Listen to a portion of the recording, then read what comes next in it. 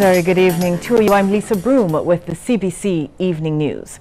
In our top story tonight, Barbadians are being urged to research any educational institution they want to study at to ensure its qualifications are recognized locally. This advice from the Executive Director of the Barbados Accreditation Council, Valda Aline. Going through this process, she says, is critical as it can save several people heartache and disappointment. At the end of the day, you don't want to spend time and effort and money to find out that the qualification or the program or institution is not recognized, and it may have an impact on your employment or on education mobility as well. So have you been seeing an increase in the number of people who say they can study XYZ course and then realize it isn't recognized here locally? We've had cases, whether an increase or so, we've seen cases where persons have been disappointed, yes, to find out that the qualification is not recognized. And so that is why we encourage persons to ensure that the program or an institution is recognized.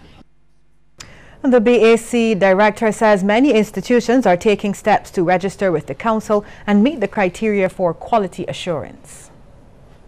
We have quite a few providers registered or seeking registration. Accreditation is voluntary. So it is there's a move towards it.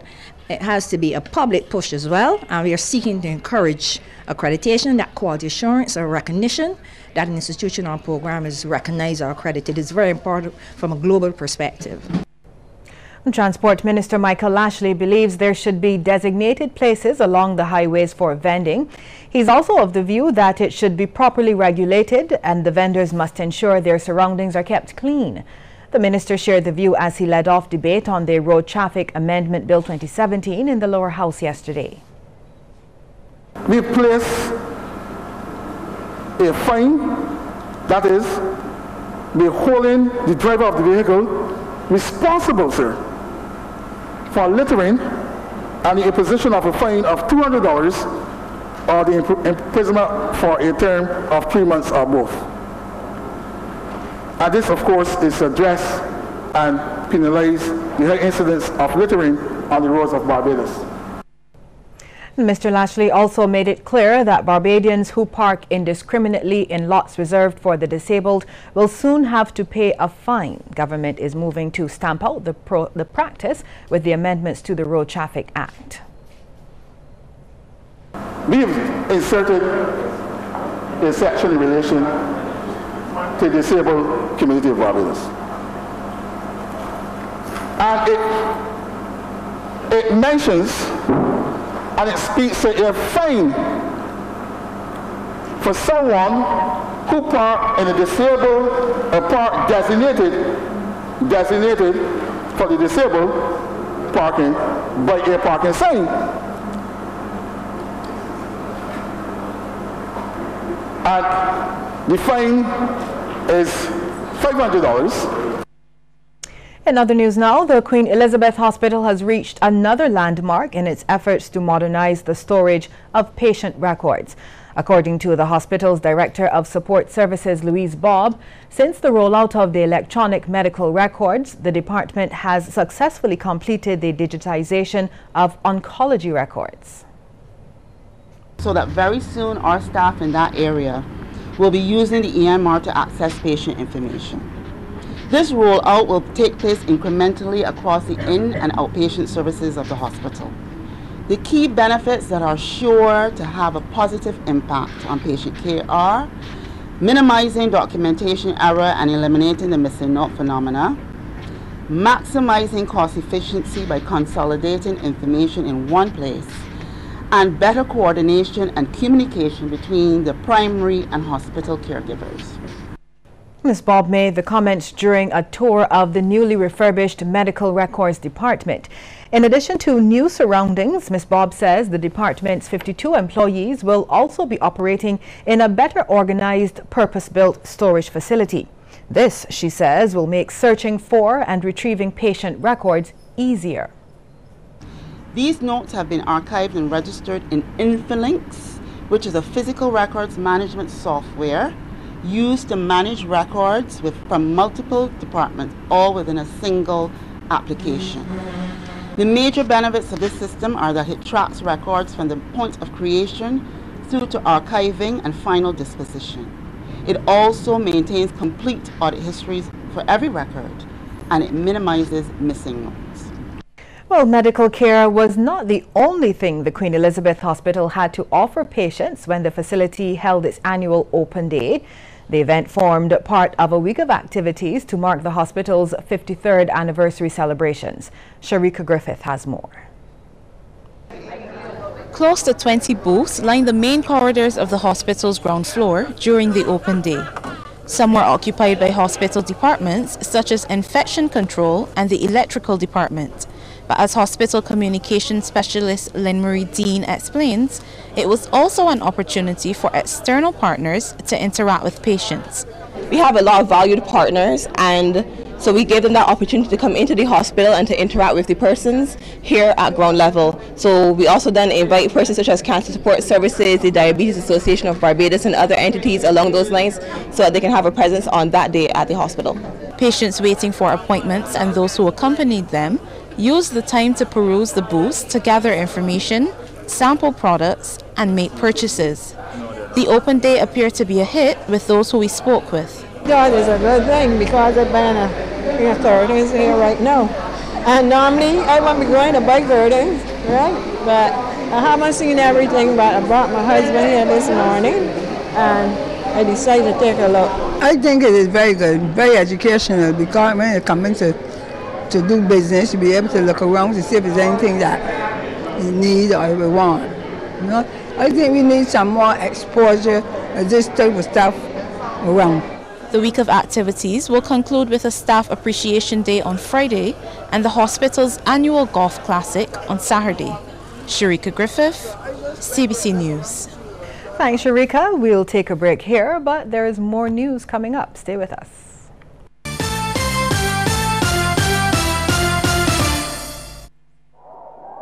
Hey there!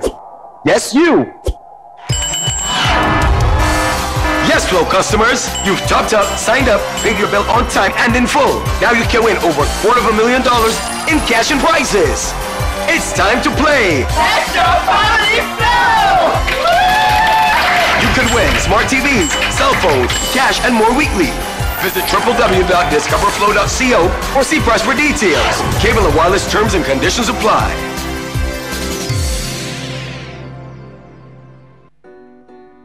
It started with my love for making things. That became a business. And when I wanted to expand, I chose a partner that could help me build on my vision. A partner that made growing my business easier with fewer steps. That's banking that starts with me. It starts with you. Scotiabank. Indulge your every craving at this year's Barbados Food and Rum Festival, November 16th to 19th. Thursday, the festival kicks off at Oyston's. Friday, the Barbados Concord Experience. 8 chefs, 6 mixologists and the energetic Spice & Company. Saturday, taste the spirits of polo featuring Chef Jason Howard. This would not be Barbados without a beach party. Sunday, enjoy an impressive lineup of Barbadian entertainers at the Hilton for Feet in the Sand. And the weekend would not be complete without the Gourmet Safari Dinner Series at the Cliff, the Crane and the Tides. Remember, November 16th to 19th. Get your tickets at TicketPal box offices today.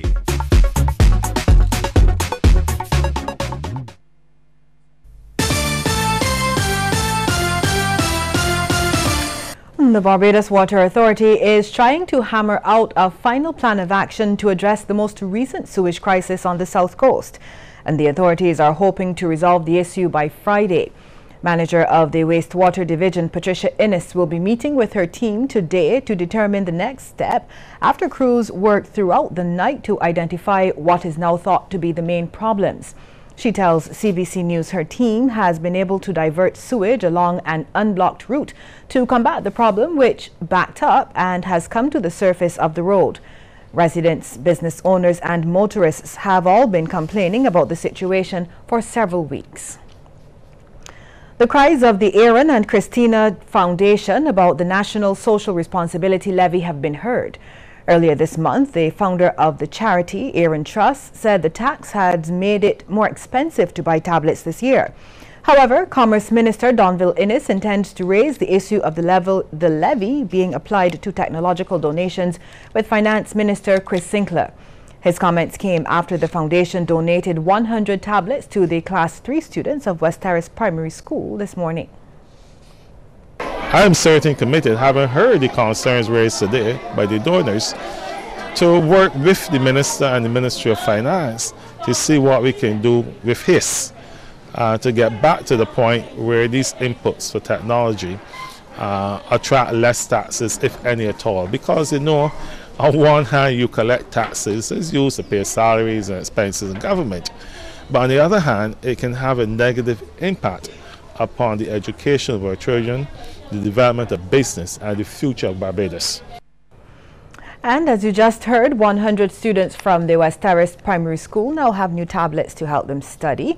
Of course, they received the devices this morning in a presentation from the Aaron and Christina Foundation, and those tablets were sponsored by Ryan and Ursula Panel. Many of the students intend to use the devices wisely. I feel good. I will go home and research things that I need to know for school. I feel great, and I am going to download Google and stuff and Google some things that I don't really know about the world. I'm excited and I'm gonna research my schoolwork on it. It feels very exciting and I am going to read books on it. Meanwhile, Parliamentary Representative for St. James South and Commerce Minister Donville Innes wants the students to take care of the devices. Do not go home and just drop it on the table. Put it at the end of the bed.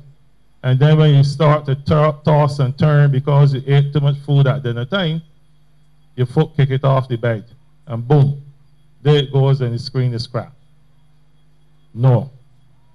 Treat it like the best gift you've ever received in your life. Care for it. Do not let a lot of dust get on it. And tell your parents where they can afford it to buy a case, a hard case if possible, to keep it in. This can last you a few years. Still to come, a look at some of the stories making headlines across the region, and a little bit later we go coast to coast as we visit some very special places on the island.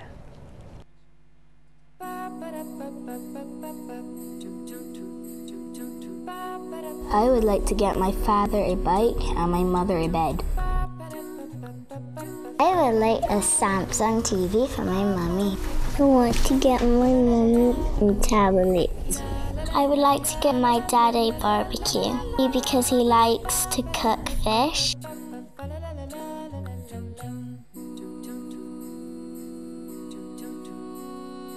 This is your lucky day. All you need to do is play 9 times Lucky, the new scratch game from the Barbados Lottery, with 49 chances to win on each ticket. You could win the top prize of $109,000.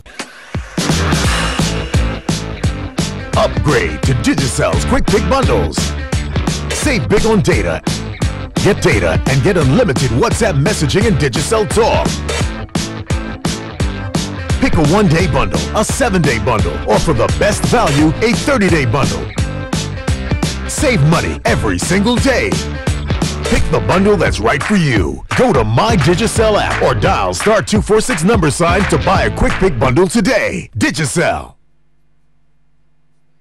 The doctors are live and online. We have another caller. Concerned about chronic illnesses? Just ask. I was getting like a sharp pain, a stomach cramp. Or the right medication and side effects for your ailment? Common drugs that treat glaucoma are beta blockers, and they also slow down the heart rate. Get advice on how to eat right. If you eat a lot of food like eggs, of course, got sulfur in it. Just ask. You know, you have good bacteria that exist in your stomach. And one of the bad things is when you introduce antibiotics, it causes the alteration in these bacteria. CBC presents Medical every first and third Friday at 9 p.m. on CBC TV 8 with Rosemary Allen. They are your lifeline. Brought to you with the compliments of Blue Cerna. Hunger Smart.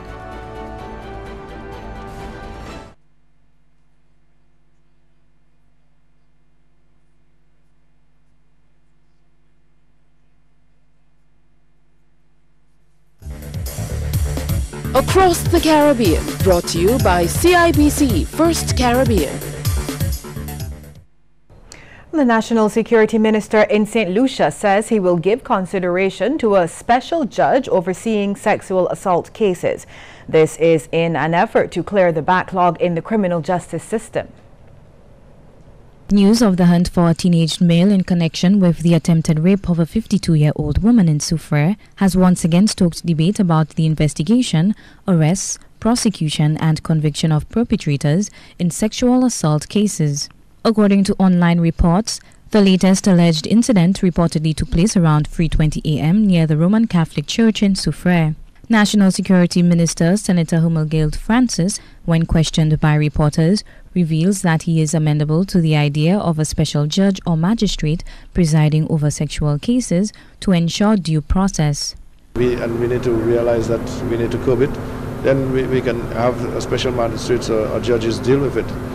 It not necessarily mean a different court, but the magistrates and judges will be aligned to do these matters specifically.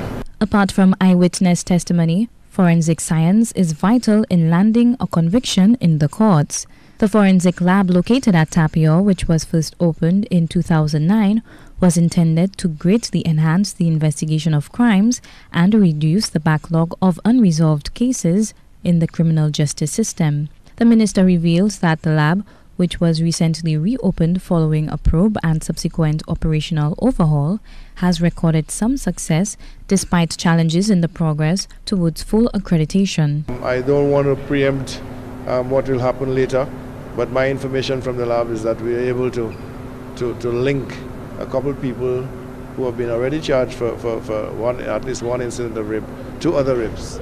So we are waiting for the police to get the evidence and the information and for them to do the charging. When the charges have been laid, then I will speak further about it. More than 900 people from several science faculties at the University of Guyana graduated last weekend. They were charged to work towards ending racism in Guyana and creating change for the good of the country. Javon Vickery reports. We could have all the gas and oil in the world, and if we can't see beyond race in this country, we're going nowhere. That was Dr. Dan Paul Narain delivering the feature address at the university's 51st convocation ceremony at the National Cultural Center last Saturday. Dr. Narain, who is a former student of the University of Guyana, spoke at length about his childhood living with his grandmother in Aloji and the impact of several Afro-Guyanese women on his overall development as a youth. He, however, made it clear that ending racism in Guyana is of vital importance to the overall development of this nation. With recent developments within the political arena, he called on politicians to do better and set a greater example. We have an urgent need for dialogue in this country, and you, the graduates, will have to facilitate that. We have a system that is broken, a system of governance, so we can't keep continuing with this thing. After 50 years in this country, it's them and us and them. We win, you lose. We can't have that anymore as graduates. You have to work to facilitate a dialogue where everybody in this country is a winner. The 915 graduates achieved master's and bachelor's degree, diplomas and certificates from several faculties including technology, environmental sciences, health sciences and forestry. While acknowledging the many challenges faced by the university and its students in recent times, Dr. Narain called on both current and past students to collaborate to create progressive change. Let's work to make these issues better. Let's work with an esteemed Vice Chancellor, the Chancellor, the staff, all these wonderful teachers sitting here today. Let's work with them to turn this whole thing around. So when you leave here, you know what you should do? Keep UG close to your heart. And when you get those big jobs working in all these different corporate places all over the world, don't forget UG. Write them a check now again. Opposition Senator in Jamaica, K.D. Knight, has taken issue with the exclusion of former politicians from holding positions within certain public bodies. He raised the issue last evening as the Senate examined the National Identification and Registration Bill, which excludes former politicians from sitting on the board of the body which will oversee the operation of the bill. Well, Senator Knight said the exclusion of such people from serving on certain boards is offensive, as it suggests former politicians cannot be objective. Across the Caribbean, brought to you by CIBC First Caribbean. And here is a tip now from Cooperators General Insurance. This tip of the day is brought to you by Cooperators General Insurance Company Limited. Insurance the way you want it to be. Insurance is the most economically feasible option to cover large losses or high-risk exposures. Cooperators General Insurance, ensuring you are protected during this hurricane season.